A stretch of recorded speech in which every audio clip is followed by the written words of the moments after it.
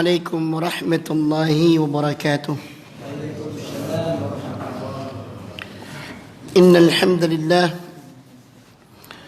نحمده ونستعينه ونستغفره ونعوذ بالله من شرور أنفسنا ومن سيئات أعمالنا.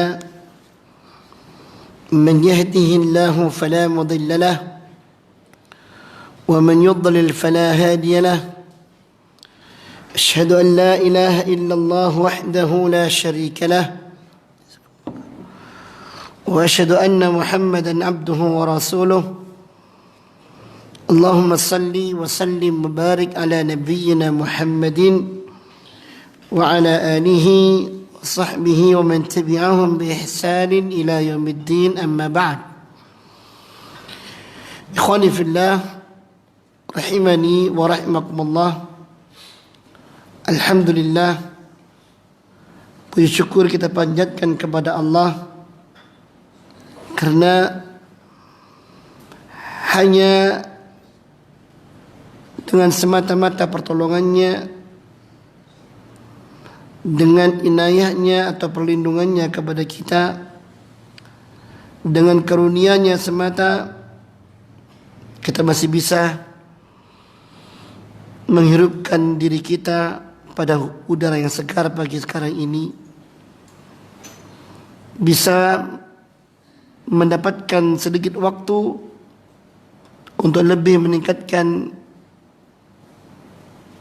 ketakwaan kita kepada Allah, dan masih dalam kesehatan, masih dalam rezeki, dan mudah-mudahan semuanya membawa kebaikan untuk kita semua.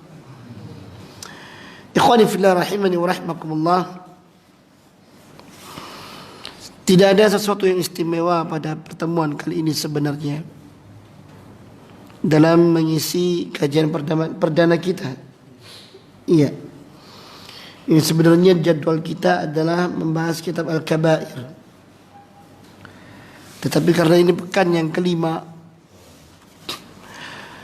dan ada pembahasan yang lain, maka saya melihat kita perlu merefresh tentang sebuah perkara yang melandasi semua keimanan dan amalan kita, bahkan ucapan kita. Merefresh tentang perkara tersebut karena dia sifatnya asas. Tanpanya semua amalan kita, keimanan kita, bahkan ucapan kita tidak akan bisa menjadi sesuatu yang benar. Ya. Apakah itu? Yaitu perkara ilmu.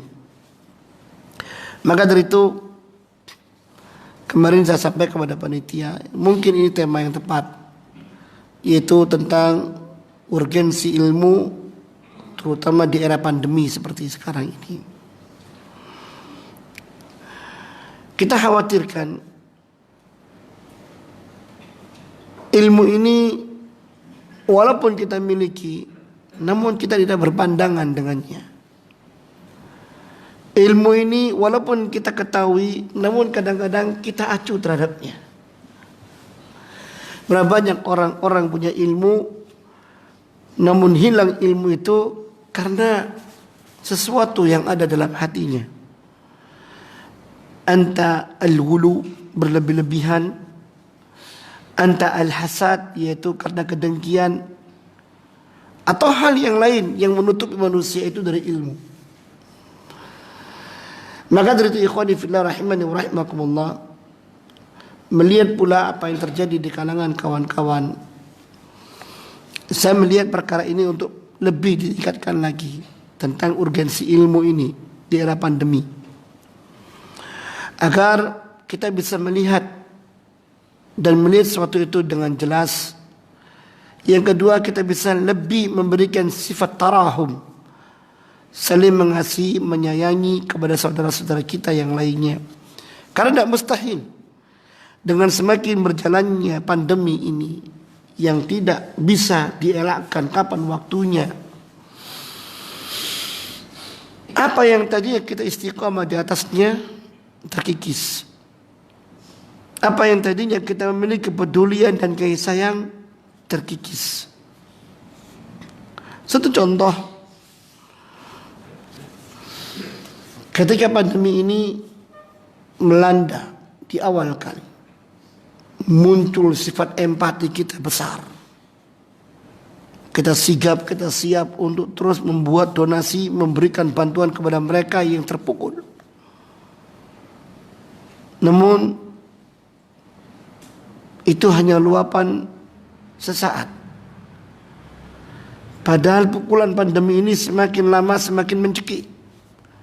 Apalagi dikatakan bahwa resesi telah menerpa. Yang dulunya masih bekerja sekarang sudah WFH. Bahkan yang WFH sudah nggak tahu apakah WFH atau walk out,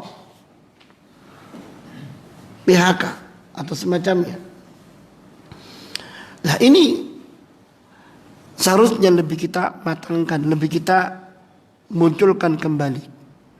Karena amal baik itu tidak hanya di awal, tetapi juga berkelanjutan. Ya, tidak membutuhkan force, sesuatu yang besar di awal, enggak. Padahal amalan kata Rasulullah SAW, ahabbul a'mali ilallah adwamuha wa in qalla. Amalan yang paling baik, yang paling dicintai oleh Allah Subhanahu wa taala yang langgeng walaupun sedikit. Apa yang bisa kita berikan walaupun sedikit. Itu dari sisi sosial. Ya. Belum lagi dari sisi amalan. Saya melihat di lapangan patokan terhadap ilmu ini lebih pada sisi mempertahankan satu hal,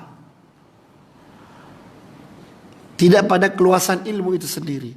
Al ilmu wasi', ilmu itu luas. Ya, sehingga kadang-kadang ilmu ini saking luasnya memiliki cermin yang berbeda. Yang satu bercermin dengan sisi ini, yang satu bercermin dengan sisi yang lainnya. Dan tidak perlu dalam masalah ini kita kemudian saling mengkerdilkan saudara kita yang lainnya. Sebab sudah mulai nampak sifat mengkerdilkan. Wallahi ikhwan,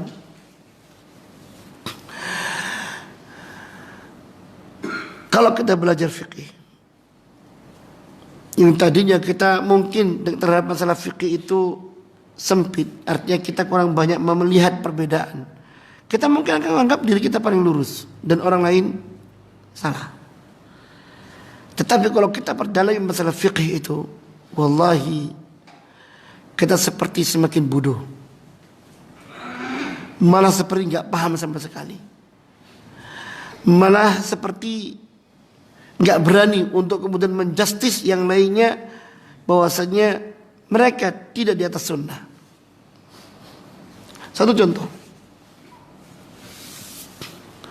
Satu contoh, masalah mani, air mani, yang di situ adalah menjadi zat utama diciptakannya manusia. Tanpa adanya mani, maka ovum tidak akan mungkin berubah menjadi satu makhluk kecil atau zigot kecil untuk menjadi manusia seutuhnya seperti kita. Dengan satu hadis Rasulullah sallallahu alaihi wasallam dari Aisyah radhiyallahu taala anha, yang Aisyah mengatakan, kuntu idza ra'aitu al-mani fi izar Rasulullah sallallahu alaihi wasallam wa kana yabisan faghasaltu wa idza kana yabisan afraqtu. Aku bila melihat mani di pakainya Rasulullah sallallahu alaihi wasallam, mungkin beliau habis kumpul dengan istrinya, maka kata Aisyah, aku cuci dia. Tapi kalau dia ternyata mengering, maka aku kerik, nggak aku cuci.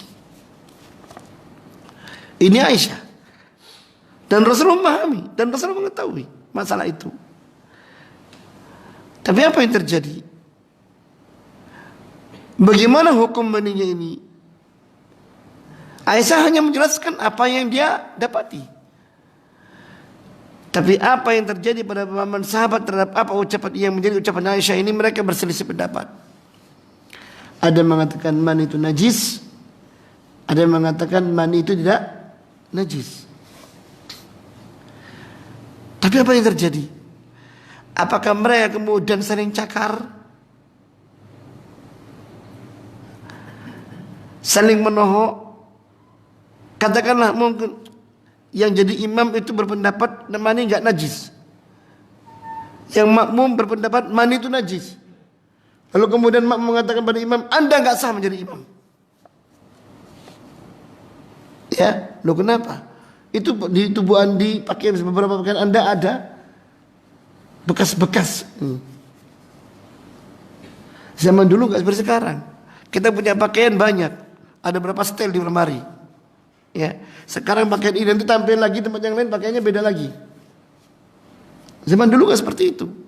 Kita punya sarung banyak, berapa setel. Kita punya baju banyak, berapa setel. Ya. Mungkin pakaian untuk tidur dengan pakaian aktivitas beda. Zaman dulu enggak seperti itu. Ya. Lihat ketawaduan mereka, kesederhanaan mereka. Sampai-sampai kejadian seperti itu, ketika mereka berselisih pendapat, tidak saling menyikut. Contoh yang lain lagi.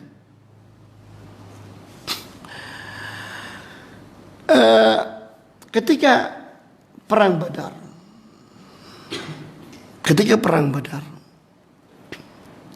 Perang ini berarti mengadu nyawa, Pak. Bukan rekreasi. Bukan sekedar menempati perang Badar lalu menonton, tidak seperti nonton sepak bola, enggak. Perang Badar terjadi di bulan Ramadan lagi. Ya. Terjadi di bulan Ramadan, menuju tempat Badarnya di siang hari yang terik seperti itu. Bisa jadi orang butuh minum. Ini puasa. Ternyata kesananya untuk perang, butuh tenaga. Tapi apa yang terjadi? Kata para sahabat, minna saim wa minna muftir. Di antara kami ada orang yang berpuasa tetap, di antara kami ada pula yang membatalkan puasanya. Terus apa yang terjadi? Ketika pertempuran sengit, bahkan di antara mereka banyak yang gugur. Ya. Apakah yang enggak puasa menyalahkan yang puasa? Coba dia enggak berpuasa, kan punya kekuatan, enggak mati. Iya, walaupun syahid. Tapi syahid ini juga menyisakan masalah. Keluarganya menjadi keluarga yang tidak memiliki tulang punggung, anaknya menjadi yatim, istrinya menjadi janda dan semacamnya. Apakah sampai ke situ pembicaraan mereka? Tidak, cukup. Dia berbadan seperti ini, dia berbadan seperti ini. Ayo kita sama-sama. Ya, tidak ada di antara kita saling menohok, saling mencibir, saling tidak. Ada perkara lain lagi. Di kalangan sahabat Rasulullah sallallahu alaihi wasallam, ketika di antara mereka dalam safar,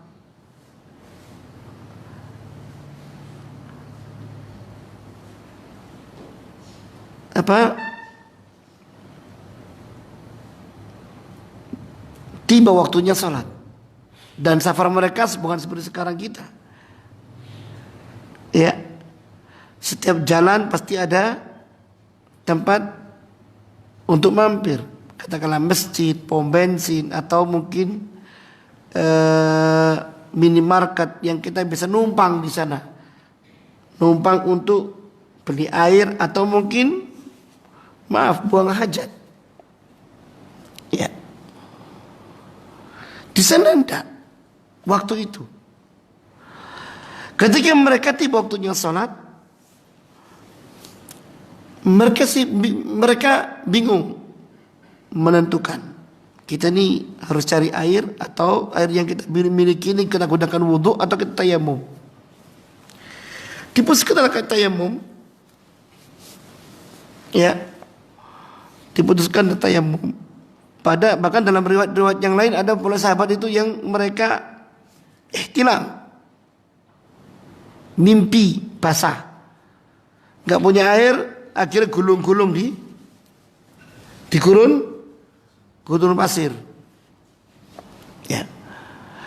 Kembali kepada kisah tadi, ketika di antara mereka sudah selesai, lalu kemudian mereka mendapati air sebagiannya, apa kata dalam perjalanan selanjutnya mendapati air, yang satu mengulang salatnya, yang satu enggak mengulang salatnya. Ketika mereka pulang kembali kepada Rasulullah SAW menceritakan kejadiannya kepada yang mengulang salatnya, mendapatkan 2 pahala. Kepada yang tidak mengulang salatnya, beliau mengatakan asabtas sunnah. Engkau telah mencocoki sunnah. Apakah Rasulullah mengkerdilkan yang mengulang? Tidak. Ya. Karena semua berangkat dari ilmu. Maka di sini ikhwan, di sini ingin saya sampaikan kepada kita semuanya. Kita ini sama-sama talibul ilmi. Ya. Seharusnya ilmu itu membawa kesejukan. Ilmu itu membawa ketentraman, kedamaian. Ya. Bukan kemudian malah menjadi sebuah perselisihan yang akhirnya masing-masing hulu dengan satu sisi pendapatnya. Tidak. Oke lah, dalam sisi berjamaah apa yang kita sepakati? Ini baik, kita kerjakan itu. Tetapi jangan kemudian kita mengkerdilkan sisi pendapat dari jamaah yang lainnya. Tidak seperti itu. Kita hormati mereka yang memiliki cerminan seperti ini. Mereka memiliki cerminan seperti yang lainnya. Karena apa? Selama itu panduannya di atas ilmu, ya sudah. Ustaz, kan itu memberikan perbedaan pendapat. Itu kan memberikan perbedaan pendapat. Kata Syekh Muhammad bin Shalih Al-Utsaimin, yang kitabnya ada di depan saya ini. Ini yang sebenarnya mau saya baca di sini. Ya, Kitabul Ilmi. Mungkin sudah pernah dibahas di sini, tapi saya ingin mengulanginya. Saya enggak tahu apa yang perlu dibahas di sini. Tapi saya cenderung kepada pembahasan ini. Adab yang harus kita miliki sebagai talibul ilmi. Ini penting. Kata beliau, di mana titik perbedaannya? Semua merujuk pada Al-Quran dan Sunnah. Maka inilah titik kesepakatannya. Maka hasil perujukan itu memberikan pendapat yang lain, hasil yang lain, ya. Maka itu adalah hasil dari ilmu yang dimilikinya. Maka kalau kemudian semuanya merujuk kepada ilmu, maka di mana titik perbedaannya? Itu bukan perbedaan, tapi itu adalah aplikasi dari ilmu itu sendiri yang harus kita hormati. Baik, ikhwani fillah rahimani wa rahimakumullah. Dari sini kita ketahui bahwa ilmu itu adalah sesuatu yang tidak bisa kita elakkan dari setiap waktu. Abdullah bin Mas'ud radhiyallahu ta'ala anhu mengatakan, "Alaikum bil ilmi qabla an yuqbada." Kalian harus punya ilmu sebelum ilmu itu dicabut. Wa qabduhu bi an yadhhaba ahluhu. Dan dicabutnya ilmu itu adalah dengan cara Allah mewafatkan pemiliknya. Semakin banyak orang berilmu itu meninggal, semakin hilang ilmu itu dari permukaan. Ya, akhirnya dalam riwayat yang lain apa kata Rasulullah SAW? Akhirnya manusia mengangkat orang jahil menjadi orang alim, ya. Lalu kemudian ditanya tentang ilmu, fa'aftau bi ilmi ilmin fadallu adallu. Akhirnya mereka memberi fatwa tanpa ilmu, mereka sesat dan menyesatkan. Ini musibah. Apa yang terjadi sekarang ini, carut marutnya keadaan. Ya. Karena penerusnya itu tidak punya ilmu. Penerusnya tidak punya ilmu. Ya. Penerusnya tidak punya ilmu. Hanya semangat yang hulu berlebih-lebihan. Sehingga lupa bahwasanya yang dihadapinya ini adalah saudaranya yang juga memiliki ilmu. Ya. Akhirnya apa? Pokoknya apa jarane ustaz. Pokoknya apa jarane ustaz. Kalimat ini sungguh tidak baik. Yang sini pokoknya apa jari ustaz, yang sana apa jari ustaz, yang sananya lagi apa jari ustaz. Ya. Terus pelebelan kepada orang yang punya ilmu punya nama yang lain. Pokoknya apa jari kiai sing kono.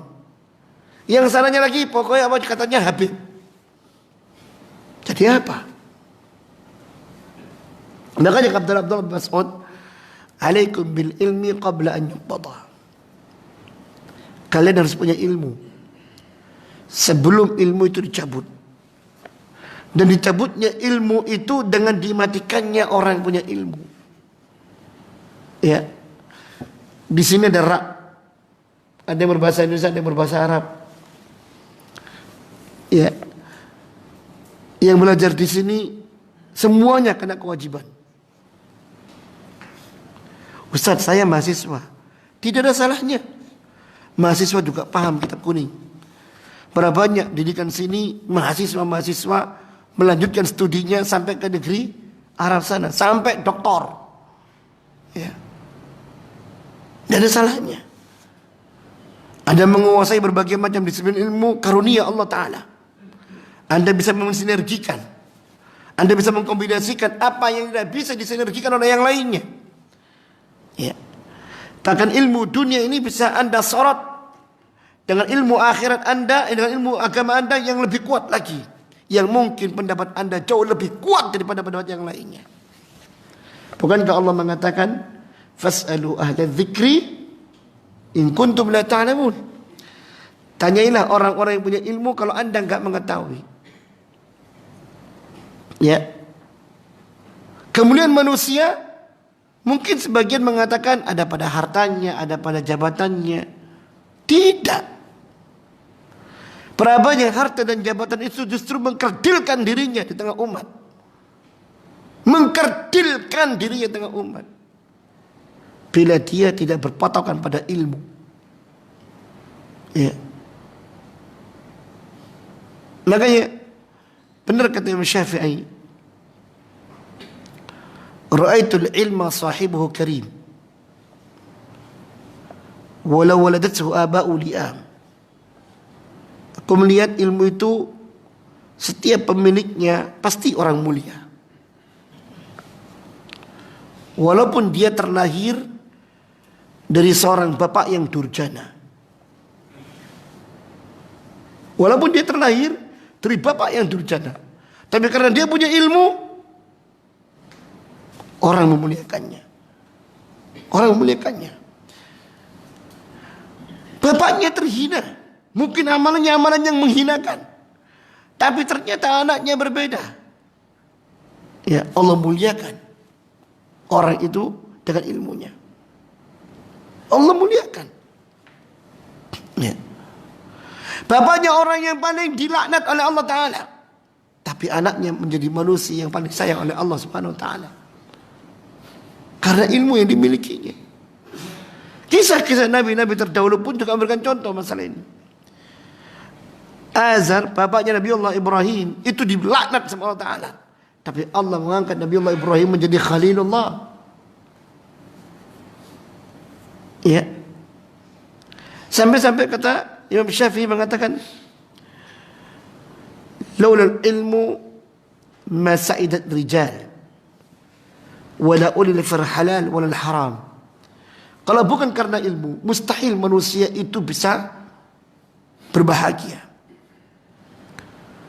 Kalau bukan karena ilmu, mustahil orang itu bisa bahagia. Katakanlah dia punya rumah, punya fasilitas mewah, punya kedudukan. Mustahil orang itu bisa bahagia. Mustahil.